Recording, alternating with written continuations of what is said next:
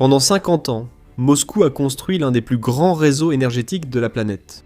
D'immenses raffineries de pétrole, des milliers de kilomètres de pipelines, d'immenses installations de stockage et un véritable labyrinthe de réseaux routiers et ferroviaires reliant le tout.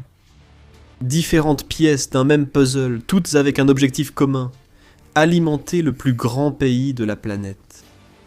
Des générations de planificateurs soviétiques puis russes ont construit un système d'une taille et d'une ampleur presque sans précédent, générant suffisamment de carburant non seulement pour alimenter des dizaines de millions de foyers en énergie, mais aussi pour soutenir et renforcer l'ensemble de l'économie du pays, ainsi que son armée, conférant à la Russie un pouvoir et une influence incroyables sur la scène mondiale. Pendant des décennies, ce même système a été, sans aucun doute, l'un des plus grands atouts du pays, et il a conservé cette force même pendant les périodes difficiles. Il a survécu à l'effondrement de l'Union soviétique, résisté aux crises économiques et aux sanctions internationales. Il est resté solide pendant les périodes de bouleversement politique, et il est devenu encore plus grand et meilleur au fil des années. Un colosse industriel sans égal alimentant l'une des plus grandes forces armées de la planète. Mais ce monstre a peut-être enfin trouvé son adversaire, car un système jadis inébranlable s'effondre, et tout cela grâce à l'Ukraine. Rien qu'au mois de mai, les forces de Kiev ont frappé plusieurs grandes installations pétrolières russes, mettant le feu à des raffineries et à des sites logistiques essentiels. Et cela n'a même pas nécessité de bombardiers sophistiqués ou de missiles coûteux. Des drones longue portée, relativement bon marché et simples, ont largement suffi pour accomplir la mission. Le résultat n'est pas seulement une crise économique pour Moscou, mais aussi existentielle, car les bases mêmes du pays commencent à s'effondrer. Pour l'Ukraine, la guerre pourrait être gagnée non en détruisant l'armée russe, mais en brisant le système qui la soutient. Avant d'analyser les conséquences de la campagne ukrainienne, examinons d'abord ce qu'elle vise réellement. Les gros titres parlent surtout des raffineries et réservoirs de carburant, mais en réalité, c'est bien plus vaste. Les soviétiques n'ont pas passé des décennies uniquement à construire des usines pétrolières. Ils ont construit une machine industrielle vaste et complexe, une machine qui s'étend sur des milliers de kilomètres carrés, depuis les champs pétrolifères de Sibérie jusqu'aux villes, cités et bases militaires situées à des kilomètres de là. Les premières pièces de cette machine ont été installées après la Seconde Guerre mondiale. Alors que l'Union soviétique émergeait comme une superpuissance mondiale, ceux qui occupaient les plus hautes fonctions du pouvoir ont compris quelque chose d'important. Quelque chose qui allait définir la géopolitique mondiale pour les générations à venir. Le carburant, c'est le pouvoir. Les véhicules militaires en avaient besoin. Les véhicules civils en avaient besoin. Les usines en avaient besoin. Des économies entières en avaient besoin. L'Union soviétique avait la chance d'être située au-dessus de certaines des plus grandes réserves de pétrole et de gaz au monde. Ils n'avaient pas à chercher loin pour trouver l'énergie qui les rendrait riches et puissants, mais devaient trouver comment l'exploiter et la transporter. C'est ainsi qu'a commencé l'un des plus grands projets d'infrastructure que le monde ait jamais connu. Cela a pris des décennies, mais peu à peu, les soviétiques ont concrétisé leur vision. Ils ont construit des raffineries, stations de pompage, terminaux pétroliers, centres de traitement, etc. De nouvelles installations ont émergé à travers les plus de 17 millions de kilomètres carrés de la Fédération de Russie. Et les soviétiques ne voulaient pas seulement que ce système alimente leur économie en temps de paix, ils avaient aussi besoin qu'il puisse résister à une guerre. Parce qu'ils avaient vu ce qui s'était passé pendant la Seconde Guerre mondiale. Ils avaient vu comment les chaînes d'approvisionnement s'étaient effondrées et brisées sous le poids de l'invasion. Ils avaient constaté que la résilience industrielle des pays était liée à leur capacité à survivre en temps de conflits et de crises. Pour maximiser la résistance à la guerre, ils ont conçu leur système à plusieurs niveaux, interconnectés, avec résilience, redondance, système de secours et dispositifs de sécurité. Les nœuds du système étaient aussi interconnectés. Des liaisons ferroviaires reliaient les dépôts aux pipelines, et les pipelines aux raffineries. Et à l'apogée de la guerre froide, ce système devenait rapidement l'un des plus grands et des meilleurs au monde. Il servait non seulement aux foyers, entreprises et industries soviétiques, mais constituait aussi un atout économique de plus en plus important. Les exportations de pétrole croissaient chaque année, injectant d'importantes sommes dans les caisses de Moscou. Puis l'Union soviétique s'est effondrée. Mais en réalité, cela n'avait pas vraiment d'importance, du moins pas pour le secteur de l'énergie. Même si c'était une période de changement énorme et de bouleversement politique pour la Russie dans son ensemble, ainsi que pour les autres anciennes nations soviétiques, toutes les infrastructures qui avaient été construites jusque-là, ainsi que tout le potentiel de pouvoir et de richesse qu'elles représentaient, sont restées. La Fédération de Russie a hérité d'une économie fonctionnelle, alimentée par ses pipelines, raffineries et installations. Au fil des ans, ils ont modifié certaines choses, notamment les noms et les entreprises propriétaires ou exploitantes. Beaucoup ont également été agrandis et modernisés avec le temps, mais l'ossature du système était déjà présente au départ et peut encore être observée aujourd'hui. Bon nombre des plus grandes raffineries du pays existent depuis des décennies, comme la raffinerie d'Omsk par exemple, qui a été mise en service en 1955. Tout ce que la Russie avait à faire, c'était de s'appuyer sur cette base solide, d'améliorer l'infrastructure existante, de la rendre plus efficace, plus productive et mieux adaptée aux normes changeantes de l'ère moderne. Et l'homme chargé d'une tâche aussi colossale n'était autre que Vladimir Poutine lui-même, qui est arrivé au pouvoir au tournant du millénaire. Des fissures apparaissaient alors dans l'infrastructure soviétique. Les pipelines commençaient à rouiller, et les raffineries montrèrent leur âge, produisant principalement du fioul lourd de basse qualité, plutôt que les formes de diesel et d'essence de meilleure qualité vers lesquelles le monde évoluait. Poutine voulait stopper la chute. Ainsi, des années 2000 jusque dans les années 2010, le Kremlin a investi des dizaines de milliards de dollars dans les infrastructures du pays. Des géants de l'énergie comme Gazprom et Lukoil ont recruté des ingénieurs occidentaux pour rénover entièrement leurs infrastructures. Ils ont sans relâche intégré des équipements avancés dans des structures vieillissantes, redonnant vie à des installations épuisées. C'était un projet extrêmement coûteux et chronophage, mais cela a fonctionné. Soudain, les raffineries russes produisant parmi les meilleurs carburants, exportant non seulement des matières premières, mais aussi une grande part du diesel européen, tout en approvisionnant largement leurs propres industries et machines militaires. Ce véritable miracle de l'ingénierie moderne avait nécessité plus de 50 ans de travail, mais il était enfin achevé, et semblait destiné à devenir le cœur battant de l'économie et de l'expansion de la Russie pour des décennies, voire des siècles à venir. Mais il y avait un défaut caché dans cette machine, un défaut que personne n'aurait pu prévoir, certainement pas les soviétiques, qui n'auraient jamais anticipé les types de technologies militaires que le XXIe siècle allait apporter. Ils ont bâti leur système sur quelques grandes raffineries, chacune assurant une grande part de la production nationale de carburant, au lieu de nombreuses petites installations. C'est important, car si la Russie comptait des dizaines, voire des centaines, de petites raffineries réparties sur son territoire, chacune gérant une faible part de la production, la perte de quelques-unes d'entre elles durant une guerre n'aurait pas beaucoup d'impact. Mais lorsque vous avez ces énormes mégacomplexes qui sont si importants et influents, ils deviennent aussi d'énormes cibles pour tout ennemi qui voudrait nuire à votre économie. Les soviétiques, pensant que ces installations étaient en sécurité, car beaucoup d'entre elles étaient construites au cœur des régions russes, à des dizaines, voire des centaines de kilomètres des frontières internationales. Penser qu'un adversaire militaire pouvait les cibler aurait paru absurde à l'époque, surtout pour une puissance militaire aussi importante que la Russie. Mais ensuite, l'Ukraine est arrivée, et l'ère de la guerre par drone a commencé, et tout a changé. Cela ne s'est pas produit immédiatement. En fait, lorsque la Russie a lancé son invasion à grande échelle de l'Ukraine en février 2022, elle a pu tirer parti de la richesse et de la puissance de son incroyable industrie pétrolière, non seulement pour les premiers affrontements, mais aussi pendant les 2 premières années du conflit. Le secteur énergétique du Kremlin a longtemps été son principal atout, avec une armée bien plus grande que celle de l'Ukraine et d'immenses infrastructures pour la soutenir.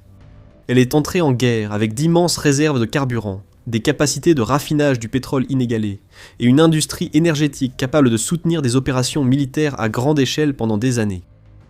Parce que la guerre moderne dépend fortement du carburant, les conflits consomment de l'énergie. Chars, avions, navires de guerre et véhicules blindés consomment énormément de carburant très rapidement. Les convois de ravitaillement, longs de kilomètres, consomment énormément de diesel et d'essence pour transporter nourriture, munitions et autres fournitures d'un point A à un point B. Les générateurs, systèmes de communication, radars, défense aérienne et infrastructures de terrain requièrent aussi un approvisionnement continu en produits pétroliers pour rester opérationnels. La plupart des pays dans le monde ne seraient pas capables de produire suffisamment pour répondre à un niveau de demande aussi élevé. La Russie le pouvait grâce à l'infrastructure qu'elle avait mis du temps à bâtir. Les nations occidentales l'ont vite compris. Ils ont constaté que la Russie allait presque inévitablement l'emporter si on la laissait continuer à exporter du pétrole partout et à accumuler des milliards de dollars. Alors, ils ont fait ce qu'ils pouvaient pour freiner le flux. Ils ont imposé des sanctions, gelé des avoirs, réduit leur dépendance aux ressources russes. Ils pensaient qu'isoler économiquement la Russie limiterait sa capacité à poursuivre sa campagne de conquête. Mais ils ne sont pas allés assez loin, assez vite. Ils ont fait ce qu'ils pouvaient, mais la Russie a trouvé des moyens de s'adapter. Elle a utilisé des pétroliers de la flotte fantôme pour transporter beaucoup de carburant en évitant les sanctions et s'est tournée vers l'Est, trouvant de nouveaux acheteurs et partenaires en Asie pour remplacer ceux perdus en Europe. Les revenus ont baissé dans certains domaines, mais l'infrastructure est restée opérationnelle et le cœur du système a survécu.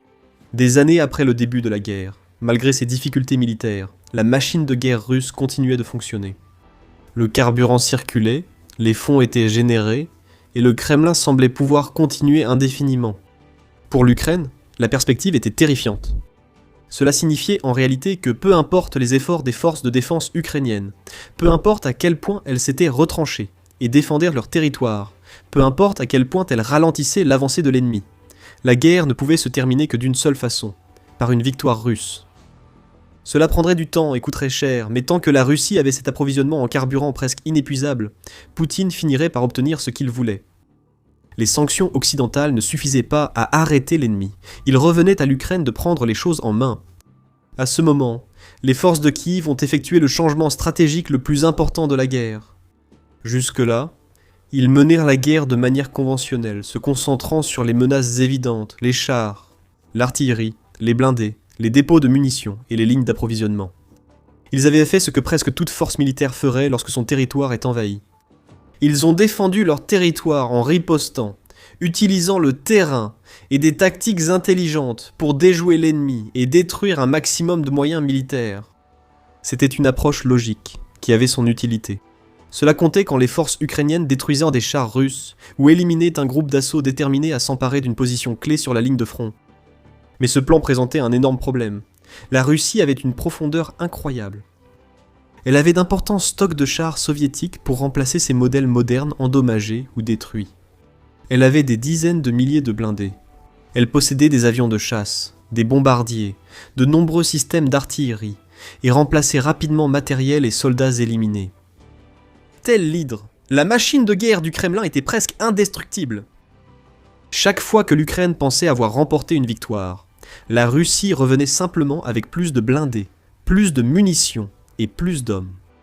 Les stratèges militaires ukrainiens ont finalement découvert le secret qui allait changer le cours de la guerre. Pour éliminer une mauvaise herbe envahissante, il ne suffit pas de couper les feuilles, il faut attaquer la racine et la détruire à la source. La même logique valait pour l'armée russe. Pour vaincre une force d'une telle ampleur et d'une telle profondeur, l'Ukraine ne pouvait se limiter à détruire chars et soldats. Il fallait frapper à la source et détruire le système même qui permettait à l'armée de fonctionner. Ce système se résumait à une chose simple, le carburant. Le carburant est essentiel à toute grande opération militaire moderne. Sans carburant, les armées ne vont nulle part. Les avions de chasse et les bombardiers restent cloués au sol, l'artillerie cesse de tirer, et les chars passent de machines destructrices, semant le chaos et le carnage à de simples boîtes métalliques inutiles. Ainsi, l'Ukraine a commencé à regarder au-delà du front. Elle a regardé au-delà des chars, des véhicules blindés et des brigades qui se trouvaient directement devant elle. Ce faisant, elle a découvert le vrai cœur de la machine militaire ennemie, raffinerie, pipeline et infrastructure qui la faisaient fonctionner. Elle a compris que détruire un seul char passerait presque inaperçu aux yeux de l'ennemi, mais détruire un dépôt entier et couper le carburant à une centaine de chars aurait un impact bien plus significatif. Et elle avait l'outil parfait pour cette tâche, les drones. Peu coûteux, faciles à produire en masse, capables d'atteindre ces raffineries et installations jugées intouchables par les soviétiques et étonnamment difficiles à arrêter. C'étaient les armes parfaites pour arracher le cœur même de l'armée russe.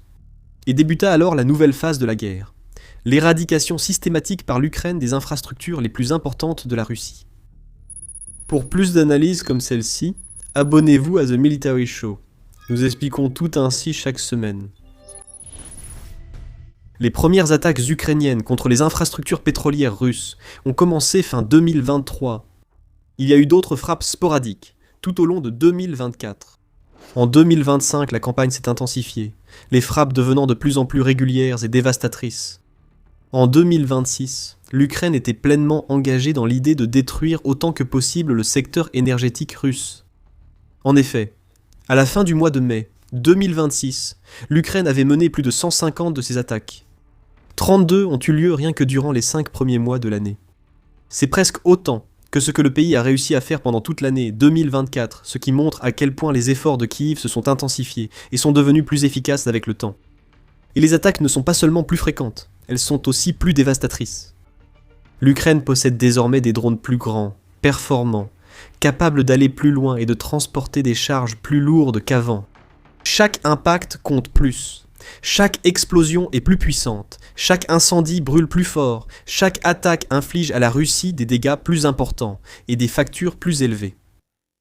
Les forces de Kiev ont également systématiquement éliminé autant de défenses aériennes russes qu'elles pouvaient localiser et identifier, ce qui sert aussi l'objectif général, car cela ouvre des brèches et des passages pour que les drones puissent passer sans opposition.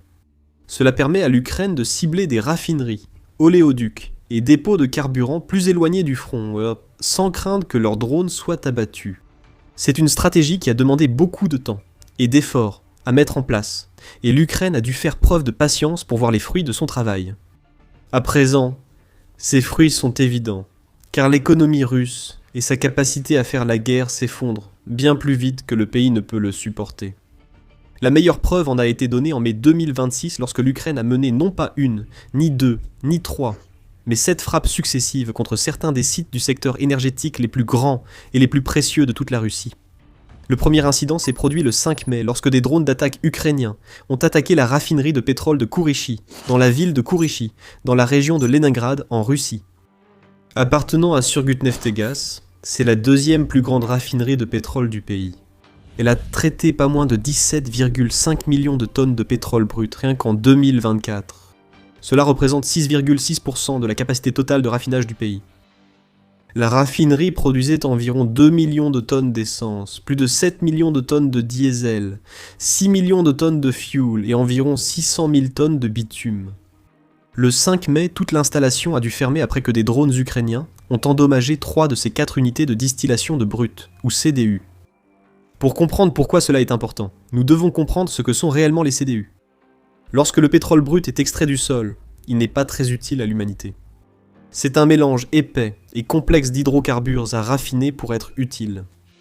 La première étape majeure du raffinage est la distillation fractionnée. Le pétrole brut est pompé dans de grands fours et chauffé à très haute température pour devenir surtout de la vapeur. Cette vapeur s'écoule ensuite dans de grandes tours en acier, appelées CDU, qui contiennent des dizaines de plateaux spécialisés. En montant, la vapeur se refroidit, et les hydrocarbures, ainsi que d'autres composants, se condensent sur les plateaux à différentes hauteurs. Ces substances peuvent ensuite servir à fabriquer du carburant pour avions, du diesel et de l'essence. Sans les CDU, les raffineries seraient bloquées avec du pétrole brut, incapables de le séparer ou de le traiter. C'est ce qui en fait des cibles parfaites pour l'Ukraine, car si vous arrêtez les CDU, vous arrêtez essentiellement le fonctionnement de la raffinerie. D'autres cibles paraissent parfois plus frappantes, comme quand des drones ukrainiens détruisent des réservoirs de carburant.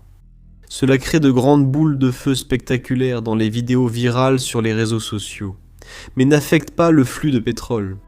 Pour les réservoirs, la Russie peut souvent les remplacer, parfois en quelques heures. Avec les CDU, même des dégâts minimes ont de grands effets car ils affectent toute l'installation.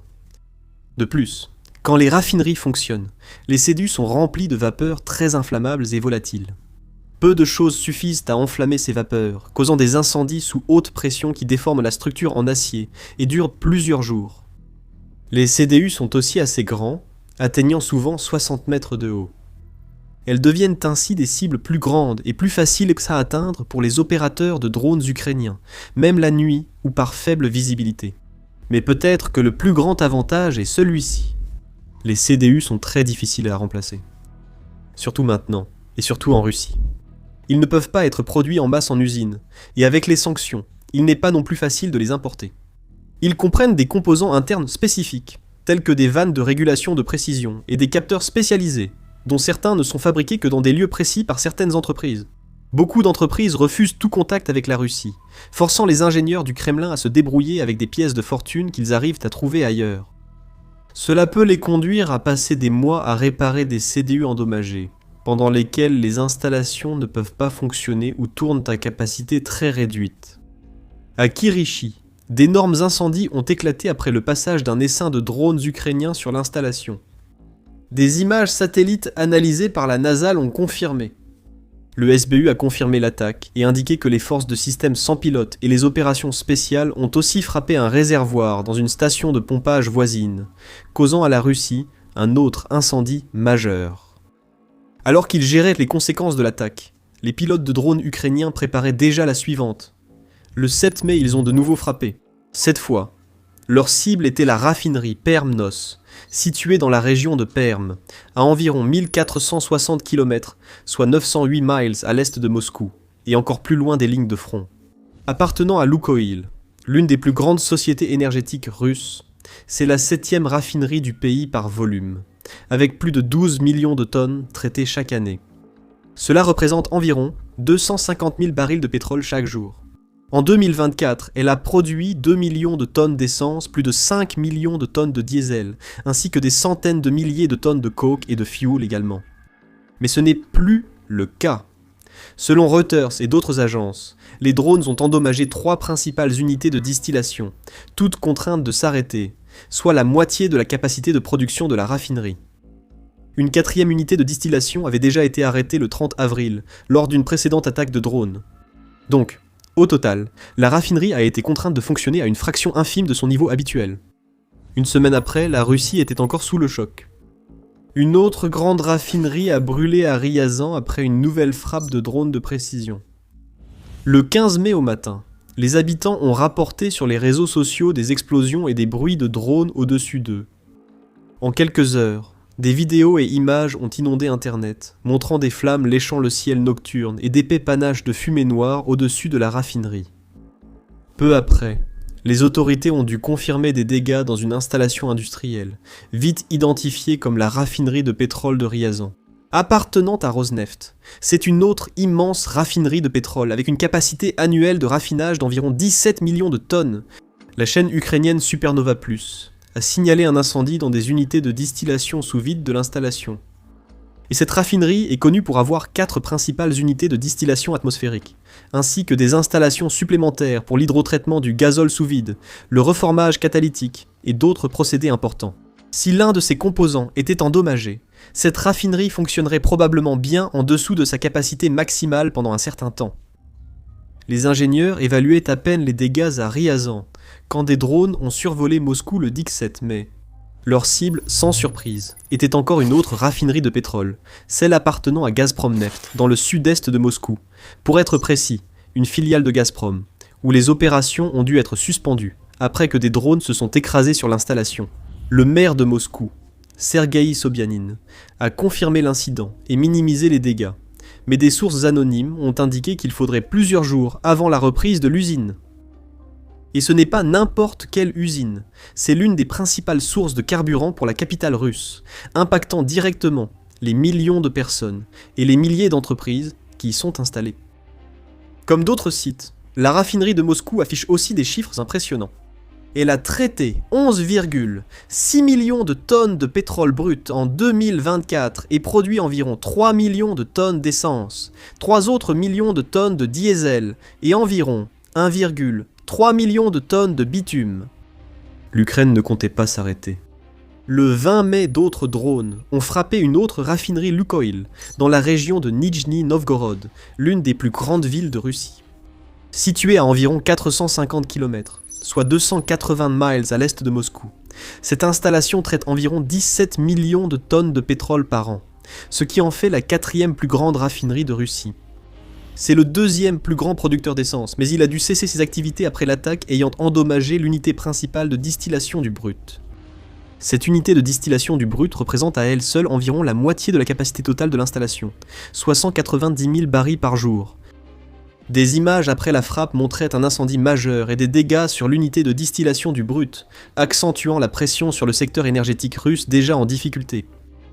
Si la Russie pensait pouvoir souffler un instant, elle se trompait. Seulement un jour après l'attaque précédente, une autre a eu lieu dans une autre région. Le 21 mai, des drones ont touché l'unité principale de distillation à la raffinerie Syzran de Rosneft, dans la région de Samara. Cette même unité de distillation traite 70% de la capacité de l'usine, et elle a dû être arrêtée après l'attaque, les réparations devant durer au moins 1 mois. Cette raffinerie traite environ 170 000 barils de pétrole par jour, pour produire 1,5 million de tonnes de diesel, et de grandes quantités d'essence et de fioul chaque année. Pour l'instant, elle ne fait plus rien de tout cela, et la déferlante ukrainienne de mai n'était pas terminée. Dans la nuit du 25 mai, l'état-major général des forces armées ukrainiennes a confirmé leur 7e frappe réussie contre une infrastructure pétrolière ce mois-ci. Cette fois, ils se sont concentrés sur un dépôt de pétrole, le dépôt Belets, près de la ville d'Oujhorod, dans la région de Bryansk, pour être précis, à seulement quelques dizaines de kilomètres de la frontière ukrainienne. Pouvant stocker plus de 40 000 tonnes de produits pétroliers, cet endroit revêt une importance capitale pour l'armée russe. C'est là que le Kremlin stocke de grandes quantités de carburant qui sont directement acheminés vers les convois de camions, transportant des ravitaillements et des munitions aux unités de première ligne, dans des endroits comme Koursk et Belgorod. Des habitants ont signalé des explosions et de la fumée au-dessus du dépôt, estimant qu'au moins 3 réservoirs et un oléoduc étaient endommagés.